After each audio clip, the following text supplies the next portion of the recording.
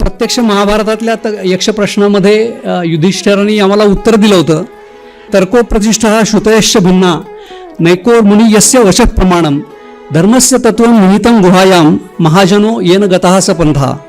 हीच मुची प्रार्थना हेच मुचे मागणी.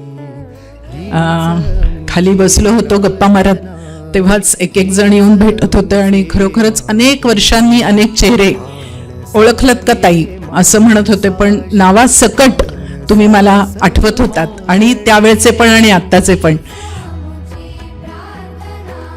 जगामध्ये काय चाललंय याचं भान, भाबडेपणा नको असं आम्हाला प्रोजेक्टमध्ये खूप जण सांगायचे की सिस्टीम तुम्हाला माहीत नाही, तुम्ही कधी काम केलं नाही, तुम्ही चांगले अधिकारी पाठवून सिस्टीम बदलायच्या गप्पा करता, तर तो भाबडेपणा आहे. तर आम्ही तो आनंदाने भाबडेपणा करत होतो. आता आम्ही जाणीवपूर्वक ते करतो की अवघड काम आहे, आव्हानात्मक आहे, पण ते करायचं.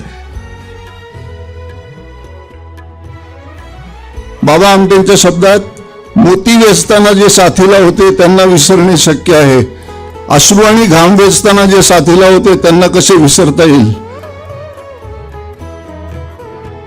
1997ला मी प्रथम ज्ञान प्रबोधिनी स्पर्धा परीक्षा केंद्रात आलो होतो. त्यावेळेला लायब्ररी चालू होती, म्हणजे जस्ट सुरुवात झाली होती आणि त्यावेळेला विवेक सरांची सविता त्यांची भेट झाली होती. मग तिथून मला ती योग्य ती दिशा मिळाली. पण मला एक कौतुक वाटतं की 30 वर्षामध्ये जे स्पर्धा परीक्षा केंद्राचा जो प्रवास आहे त्याच्यामध्ये गरजेनुसार आपण ॲडॅप्ट होत गेलात आणि आज आपण या ठिकाणी पोचलो आहोत की पुढच्या 30 वर्षाचा कशा पद्धतीने प्लॅन असेल. मी विवेक सरांचं आणि सविताताईंचं आपल्या सगळ्यांच्या वतीने मनपूर्वक अभिनंदन करतो की आपण